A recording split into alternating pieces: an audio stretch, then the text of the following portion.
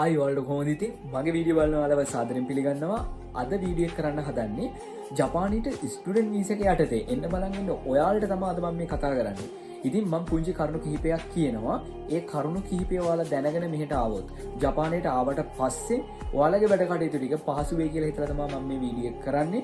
ඉතින් වීඩියෝ එක රැඳිලා ඉන්න අපි බලමු මොකද්ද කරුණු ටික කියලා. හරි. ඉතින් ඔයා තෝරගන්න ඒජන්සිය හොඳ ඒජන්සියක් වෙන්න ඕනේ. අනිත් එක තමයි ඔයා ඒජන්සියට ලක්ෂ 30ක් 35ක් දීලා නෙන්නේ. එතකොට ඒක නිකන් සල්ලියක් නෙමෙයි. ඔයාට වගකීමක් තියෙනවා. ඒ කියන්නේ මෙහෙන් ජපානයට ආවා කියන්න මේ වීසා එක ගහගෙන ඇවිල්ලා වැඩක් නැහැ. මොකද එතනින් එහාට ඔයාට ගමනක් තියෙන්න ඕනේ. ඉතින් මේ ගමන යන්න ඔයාට උදව් කරන ඒජන්සිය මොකද්ද? කොහොමද ගමන යන්නේ කියන එක දැනගෙන ඉන්න. ඒක තමයි වටිනම දේ. එතකොට ඔයා ඒජන්සියක් තෝරගෙන වීසා එක දාන්න කලින් ඔයා ඉස්කෝලයක් තෝරගන්න එපා. එතකොට ඔයා ඉස්කෝලයක් තෝරගද්දි බලන්න ඒ ඉස්කෝලේ දාපු කලින් ළමයි එයාලා කොහොමද ජොබ් හොයාගත්තේ ඒ ස්කූල් වැඩ ටික කොහොමද කරේ කියන එක ඔයා දැනගෙන ඉන්න. මොකද මෙහි ආපු සමහරක් ළමයින්ට එයාලගේ ස්කූල් වලින් ජොබ් හොයලා දීලා තියෙනවා. එයාලට එයාලගේ ඒජන්සි වලින් ජොබ් හොයලා දීලා තියෙනවා. එතකොට ඔයා තෝරගන්න ඉස්කෝලේ වලින් හිතන්නකෝ ජොබ් හොයලා දෙනවා කියලා. අන්න ඒක ඔයාට පහසුයි මෙහෙට ආවට පස්සේ. එහෙම මොකුත් නැති ඉස්කෝලේකට ආවොත් ඔයාම ජොබ් හොයාගන්න ඕනේ.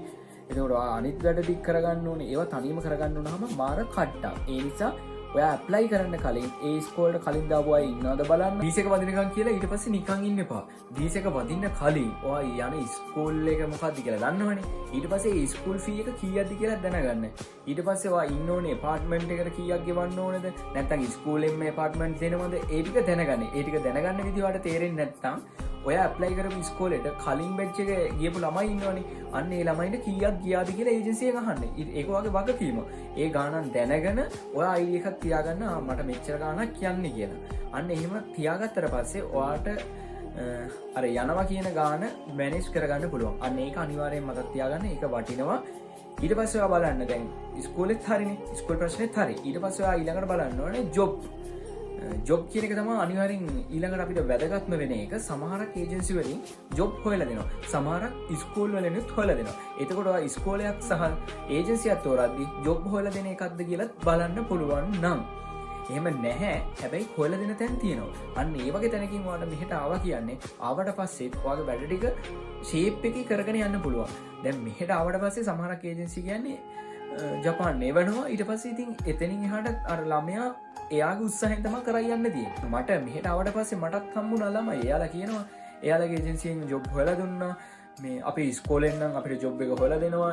ඒ නිසා අවුලක් නැහැ කියලා එයාලා කියනවා. එහෙම එයාලා කියද්දි මට හිතුනේ දේ තමයි අපරාධේ මටත් ඒක මේ හොයලා බලලා එන්න තිබ්බනේ. මෙහෙට එනවට ආවට වැඩක් නෑ.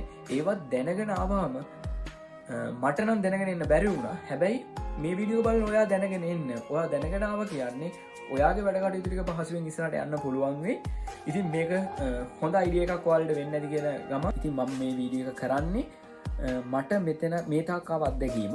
මම ඇවිල්ලා මාසෙයිනේ. එතකොට මගේ වැඩ ටික මම කොහොමද කරගන්න ඕනේ? මට කොහොමද කට්ටිය උදව් කරාද? ඒ ඔක්කොමත් එක්ක තව කෙනෙක්ට අසරණ නොවෙන්න තමයි මෙහි තියෙන කතාව මම ඔයාලට කියන්නේ. ඉතින් මේ වීඩියෝ එක එන්න බලන් ඉන්න කෙනෙක් බලනවා නම් අනිවාර්යෙන් අයිඩියා එකක් ගන්න. ඔයා කොහොමද එන්නේ කියන එක. ඒ අයිඩියා එක ගත්තට පස්සේ ඔයාලා ඒජන්සියක් තෝරගෙන ඒ ස්කෝලට ඇවිල්ලා ඒ වැඩ ටික කරගන්න. අන්න ඔය කතාව කියන්න තමයි මම මේ වීඩියෝ එක කරන්නේ. ඉතින් ඊළඟ දවසේ ලස්සන වීඩියෝ එකක් කරන්න බලාපොරොත්තු වෙමින් අදට සමුගන්නවා. Goodbye.